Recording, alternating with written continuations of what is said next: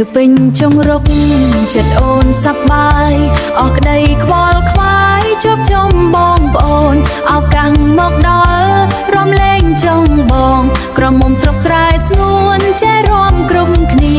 លើកដៃឡើងរំរៀងរើសំសួនញញឹមស្រង់បងប្រងគ្មានអ្នកណាធៀបបានឡើយក្រមុំស្រុកស្រែ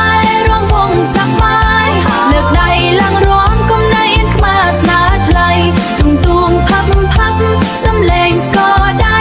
រំអោយអស់ដៃ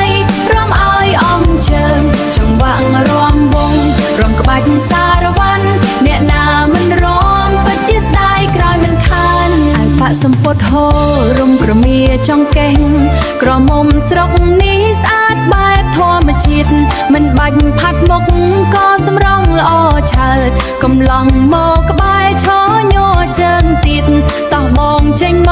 កកុំនៅឈរមើលរំជាមួយអូនម្ដងមើលតើទន់ភ្លន់យ៉ាងណាក្រមុំស្រុកស្រែរំវងសប្បាយលើកដៃឡើងរំកុំណៃអៀនខ្មាស្លើយថ្លៃទុំទួងផាប់ផាប់សំលេងស្គរដៃរំអោយអស់ដៃ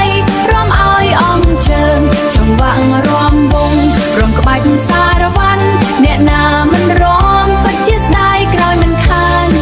អ្នកក្រុងអ្នកស្រែរំជុំគ្នាបានសប្បាយខ្សែមាក់សានក្នុងភូមិយើងអាយមិនបាច់ទៅឆ្ងាយក៏មានក្តីសុខរំលែងឲ្យភ្លេចនៅអង្គទុកសោកមានហូបប្រហុកមានត្រីអាំងផ្អែមរំបណ្ដើហូបបណ្ដើពិតជាខ្លាំងណាស់បងអើយមេឃងងឹតហើយលោកខែរះពួងសំលេងជ័យចង់លឺពេញវាលស្រែចាំងអង្គុយតែដៃហោហែមើលកូនចៅរួមក្បែរកណោចំបើងស្នេហាកូនស្រែផ្អែមហែមបែបនេះ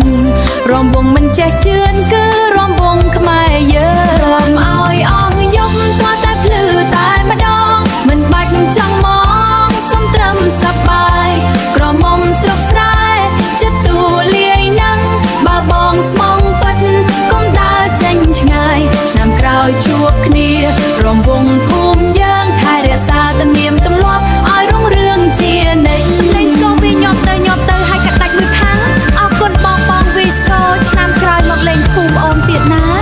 ក្រមុំស្រុកស្រែរងចាំរំជាបងជានិច្ចស្បាយ